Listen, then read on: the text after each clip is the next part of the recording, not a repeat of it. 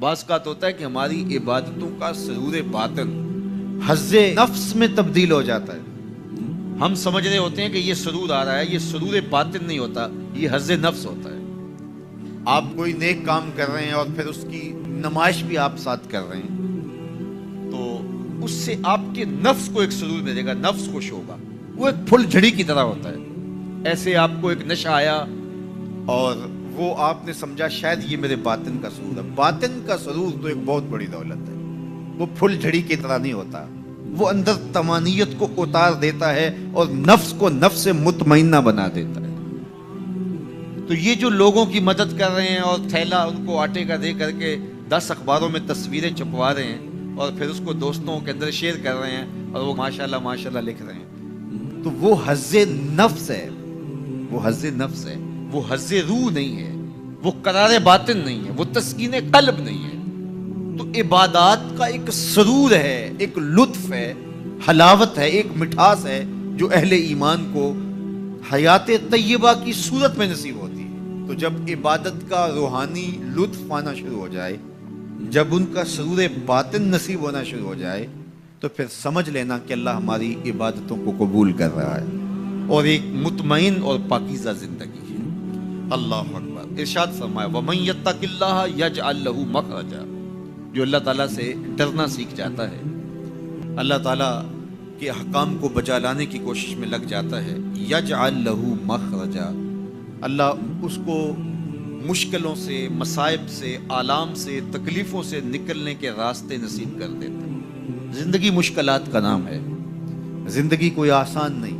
وہ کسی نے کہا تھا زندگی ہے یا کوئی طوفان ہے، ہم تو اس جینے کے ہاتھوں مر چلے. تو زندگی ایک مشکل مرحلہ ہے، لیکن جب بھی مشکل آتی ہے اللہ کوئی راستہ عطا کر دیتا ہے اور آپ کو آسانی سے اس مشکل سے نکال دیتا ہے. وہ مشکل آپ کے لیے ذلت کا ذریعہ نہیں بنتی، بلکہ اس مشکل کی کوکھ سے ایک راستہ نکلتا ہے اور جو ہے وہ روشنی پھوٹتی ہے. تو یہ ہے اللہ کی طرف سے تمہارے لیے ایک مخرج، اللہ تمہارے لیے ایک راستہ نکالتا ہے. تو یہ اس کا مقصوم ہے جو اللہ سے ڈرنے والا ہوتا ہے. وَيَرْزُقْهُ مِنْ حَيْثُ لَا يَحْتَسِبُ، اور اللہ اسے وہاں سے رزق دیتا ہے جہاں سے اسے گمان بھی نہیں ہوتا. اس کے لیے غیبی دروازے رزق کے کھول دیتا ہے. اس کی ضروریات اللہ اپنے کرم سے پوری کرتا ہے.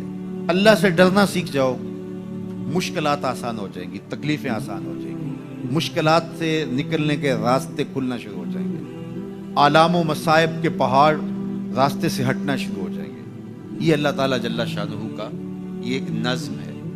وہ 3 اشخاص کی کہانی تو آپ جانتے ہیں جو غار میں پھنس گئے تھے، پھر انہوں نے اپنے صالح اعمال کا وسیلہ اللہ کی بارگاہ میں پیش کیا اور پتھر سے رکھنا شروع کیا. اللہ فرماتا ہے کہ میں راستے نکال دیتا ہوں اور وہاں سے رزق دیتا ہوں جہاں سے اسے گمان بھی نہیں ہوتا. وَمَن يَتَوَکَّلْ عَلَى اللَّهِ فَهُوَ حَسْبُهُ، اور جو اللہ پر بھروسہ کر لیتا ہے اللہ اس کے لیے کافی ہو جاتا ہے. یہ ان لوگوں کا مقصوم ہے، ان لوگوں کی کہانیاں ہیں جو اپنی زندگی کو اللہ کے راستے پہ ڈال دیتے ہیں. اور وہ لوگ جو اپنی خواہشات کے بندے ہوتے ہیں، اللہ ان کی زندگیوں کو تلخیوں میں مبتلا کر دیتا ہے. دولت کے باوصف وہ اذیتوں میں زندگی بسر کرتے ہیں. ارشاد فرمایا وَمَنْ عَرَضَ عَنْ ذِکْرِی، جو میرے ذکر سے اعراض کرے، میری یاد سے منہ پھیر لے، میرے بتائے ہوئے احکام پر عمل کرنے کی بجائے ان سے روگردانی کرنے کا مزاج پیدا کر لے، فَإِنَّ لَهُ مَعِیشَةً ضَنْکَ، ہم اس کی معیشت تنگ کر دیتے ہیں. جب آپ کے لیے مشکلیں پیدا ہوں، مصائب پیدا ہوں، تو اس وقت ہم دیکھیں کہ ہم سے اللہ کی کوئی نافرمانی تو نہیں ہوگی. جب اس کی نافرمانی ہوتی ہے تو پھر آپ پر مشکلات آتی ہیں، آپ کی معیشت تنگ ہوگی، آپ کی اولاد نافرمان ہونا شروع ہو جائے گی، آپ کے معاملے پیچیدہ ہونے شروع ہو جائیں گے، لوگوں سے الجھاؤ پیدا ہونے شروع ہو جائیں گے، اور مخلوق خدا سے آپ کی دنیا اور جو ہے وہ لوگوں کے دلوں میں آپ کے لیے نفرت کے جذبات پیدا ہونا شروع ہو جائیں گے. یہ دلیل ہے کہ آپ سے کوئی ایسی بات ہوگی جس سے آپ کا رب آپ سے ناراض ہے، اور جب آپ کا رب آپ سے راضی ہوتا ہے تو آپ کے لیے راہیں کشادہ ہونا شروع ہو جاتی ہیں، راستے کھلنا شروع ہو جاتے ہیں. اس لیے مشکلات میں اللہ تعالیٰ کی طرف رجوع کریں.